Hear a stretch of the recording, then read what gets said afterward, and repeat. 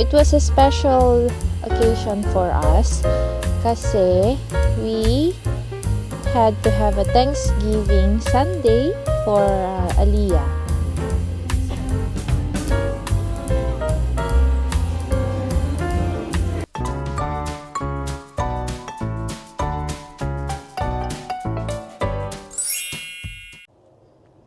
Hello everyone! Good morning, good morning! It's actually afternoon now.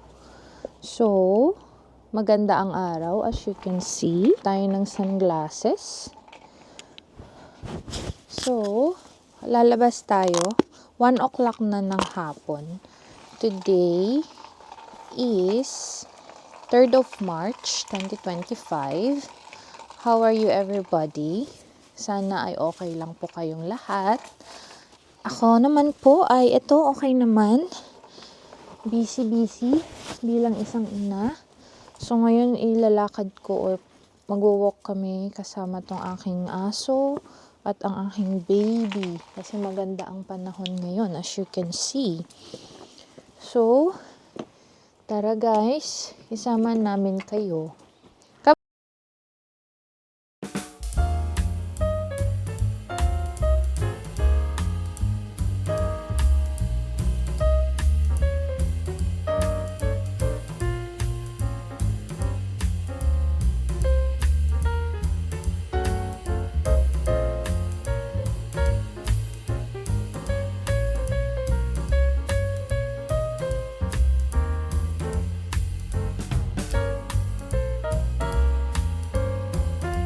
Come on, let's go.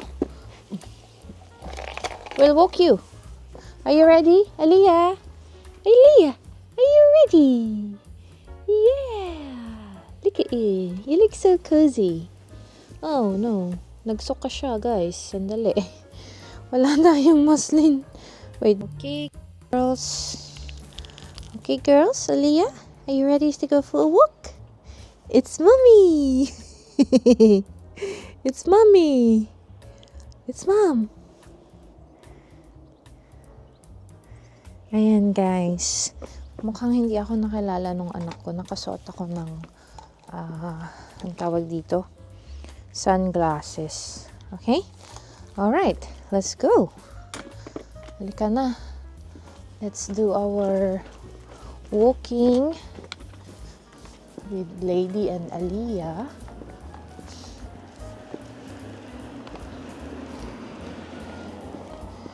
Yan. Pakaganda ng araw. Yan. Let's... Aliyah, are you okay? Baby? Wow. Pa-spring na kasi dito sa UK. Guys. Pero malamig pa rin yung simoy ng hangin. That's Lady. Nagwo-walking siya. Nicely.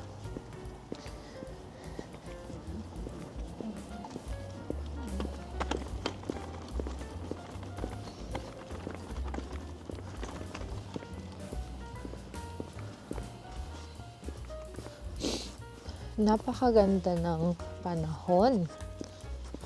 Yes.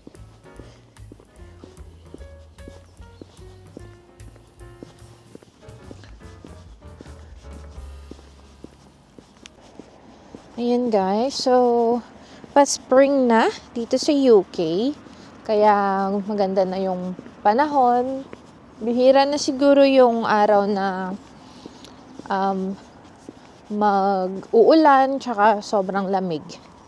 Ayan, pag spring kasi maganda yung weather. Actually, favorite ko na season is end of spring. Come on, lady!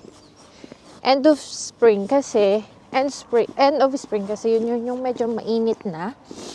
Patapos na yung spring. Nagbo-bloom na yung mga flowers. And then mainit na, nakakapag-dress ka na, short sleeve, tsaka minsan, lady, sa gabi na lang yung malamig. Kaya, yun yung favorite time of the year ko. Kasi, may mga flowers na, mga leaves. So, hindi na nakaka-depress yung panahon. Ayun. So, ayan, yun si Lady. Hinahayaan ko lang siya dyan na maglaro-laro. Tapos yun, may mga dog walker, or yung dog nila. They have to walk them. Ganun. Yan, may isa dyan, no? Dad and the dog. Baby, can you hear the cars? Huh? Can you hear the cars? Yeah, broom. It says broom. Can you see them? Or can you hear them? Broom, broom. Aliyah. Yeah. Broom, broom. It says broom. Broom. Ito, guys, yung part nung village namin na green. Maraming greens around here, which is really nice. So, yan yung mga bahay na yan. Yan yung subdivision or village. We call, parang sa Philippines kasi subdivision is like more on subdivision. But they call it here estate. Ganon, estate. So, yan. Dito, pagka umano na yung mga shrubs dyan, super green yan. Ayan, doon tayo nang galing. So, kaya gusto ko dito sa aming place kasi city siya, pero hindi siya yung crowded na city. Upo muna kami dito ni Aliyah. Walang tao. Kami lang. Kaya, magchichikahan muna tayo. Hi, Aliyah! Are you enjoying our walk? Aliyah! Aliyah! Look at mom! Look at mommy! Yeah. Ayan, guys. So, konting chika lang tayo. So, today is 3rd of March, 2025. So, kahapon, it's Sunday, 2nd of March, 2025, wasn't it, Aliyah? So, it was a special occasion for us kasi we had to have a Thanksgiving Sunday for Aliyah. So, dun sa church kasi namin, guys, they have what they call Thanksgiving for babies. So, pinapasalamatan nila ang Panginoon sa mga babies doon sa aming church. And what they did is, papakita ko yung mga pictures and a video. Yun, pinag-pray lang nila yung babies namin. And of course, from the word itself, Thanksgiving, pinapasalamatan ang Panginoon. So, hindi siya christening because it's not Catholic. Hindi rin siya baptism kasi sa Christian, sa Christian world or Christian na religion, mga born again Christian, we'll just say, yung baptism namin is ginagawa pag adult na yung person. Meron din yung tinatawag na child dedication dun sa ibang churches, pero I think dun sa church namin, what they call the child dedication is Thanksgiving for babies. So, in short, si Aliyah had a child dedication yesterday. So, yun, pinag-pray yung mga babies. There were 6 babies there. Ayun, so, pumunta yung sister ko and her family. Pumunta rin yung isa kong isa naming friends couple, si Tita KL and Tito Alex. And, of course, pumunta rin si Ate Summer. Ayun. So, simple lang, guys, yung celebration. We went for lunch afterwards. And then, pumunta ulit kami sa bahay to just socialize. Dumating yung day na pinagpasalamat namin ang Panginoon sa pagbibigay niya sa amin ng anak. Kaya, napaka-special yung day na yun. Very overwhelming sa akin kasi yung couple na nag-pray for us, they were the ones who prayed before I got pregnant. Naalala ko, 2 weeks before I got pregnant, pinagdasal nila ako dun sa parang, we call it life group namin,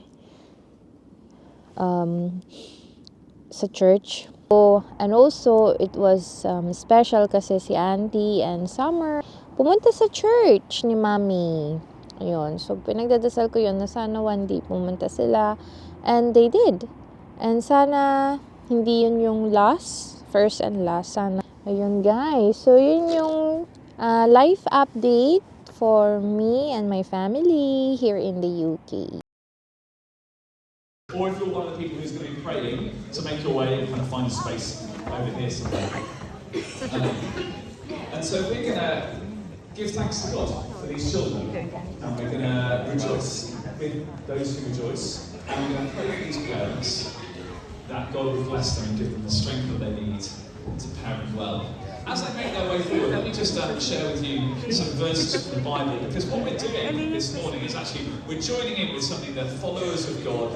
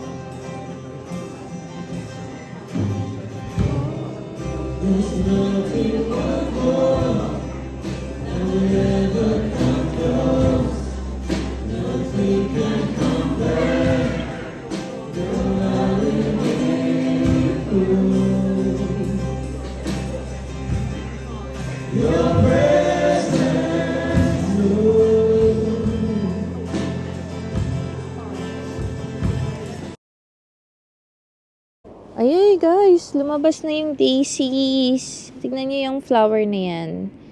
Maliliit lang yan eh. So they call that here daisy. Lady, come on baby. Ay nako, you're so muddy. Yeah? Susunod na lang sa ate lady. Ay, let's go. Bye lady, we're going. Bye.